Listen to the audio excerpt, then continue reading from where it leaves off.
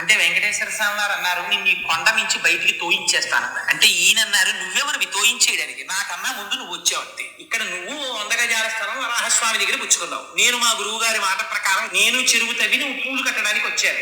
మిగిలిన వాళ్ళకి భగవంతుడు ఉంటాడేమో, నాకు భగవంతుడు రామానుజాచార్యులు వారి నాకు గురువు, ఆయనకి మాట ఇచ్చాను, నువ్వు వేసుకుంటే వేసుకోవాలి, అతే మానే, ఇదిగో ఈ పూలదండలు తీసుకెళ్లి తలుపు గొళ్ళానికి పెట్టేస్తున్నానని వెళ్ళిపోతున్నారు. వెంకటేశ్వర స్వామి వారు పరిగెత్తుకొచ్చారు, ఈయన పరిగెత్తుకుపోతున్నారు, ఎదురొచ్చి పట్టుకున్నారు. అంత కోపం అయితే ఎలాగో అనంతాచార్యులు, నువ్వు ఎంత బాగా కడతావో, నీకు అసలు ఉన్న నిష్ఠే ఉంటో చూద్దామని రమ్మన్నాను అని గట్టిగా కౌగిలించుకుని ఆయనతో 4 కులాసా కబుర్లు చెప్పి సంతోషపెట్టి పంపించారు. అనంతాచార్యుల వారి వైభవం అంటే ఏమిటో తెలుసా అండి?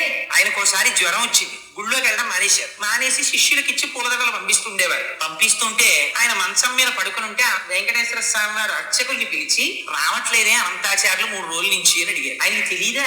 అడిగితే అర్చకులు అన్నారు, కొంచెం జ్వరంగా ఉందండి, పడుకున్నాడు అన్నారు. మీరు వెళ్ళి అడగండి, జ్వరం తగ్గకపోతే వెంకటేశ్వర స్వామి వారు డాక్టర్లని పంపిస్తారు, వైద్యుల్ని, తగ్గిందా లేదా ఇంకా ఎక్కువగా ఉంటుందా అడిగి రమ్మన్నాడని అడిగిరండి అన్నారు. అర్చకులు వెళ్ళి అడిగారు. అడిగితే ఆయన కోపం వచ్చి అన్నారు, చాలా ఎంత దయాళు అయ్యా మీ ప్రభు, ఐశ్వర్యవంతులతో సంధ్యావందనం చేయించేవాడు మీ ప్రభు, వెళ్ళి రమ్మని అన్నారు. అంటే వాళ్ళు వెళ్ళి ఇదే మాట చెప్పారు. అసలు మూతి ముడుచుకుని మీ మీద విసుక్కుంటున్నాడండి, నాకు వైద్యుల్ని పంపిస్తాడా?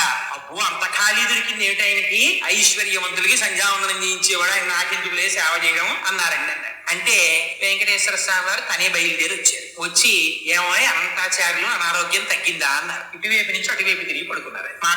మాట్లాడకపోతే ఆయనే పాపం బల్ల లాక్కుని వెంకటేశ్వర స్వామి వారు కూర్చున్నారు. ఇవన్నీ యథార్థంగా జరిగిన సంఘటనలండి. ఓ బల్ల మీద కూర్చుని చెయ్యి పట్టుకుని, అనంతాచార్యులు తగ్గలేదా, ఇంకా ఒంట్లో ఉష్ణం అన్నారు. అంటే పాపం మీకు ఇప్పటికి తీరుబడి దొరికింది, మిమ్మల్ని నమ్ముకుని కొండ మీదకి వచ్చి ఇన్నాళ్ళ నుంచి పుష్పకైర్యం చేస్తున్నాను, 3 రోజులు అయింది జ్వరం వచ్చి పడి మంచాన, వచ్చి నన్ను పలకరించడానికి తీరుబడి కుదరలేదు, వైద్యుల్ని పంపిస్తానన్నావుట, ఏం పాపం నువ్వు వచ్చావేం ఖాళీ దొరికిందా అన్నారు. అంటే పోన్లేవయ్యా, మనస్సంతా కష్టపెట్టుకోకయ్యా, నీకు జ్వరం ఉందో లేదో చూద్దామని వచ్చాను. అనంతాచార్యులు నన్ను చూడాలన్న భక్తే తప్ప వైద్యులతో వైద్యం చేయించుకుందామని కూడా నీకు కోరిక లేదేమిటో, చూడు నీకు ఎలా తగ్గించేస్తానో అని ఒళ్ళంతా తడివారు. పడుకున్నటువంటి అనంతాచార్యుల వారిది.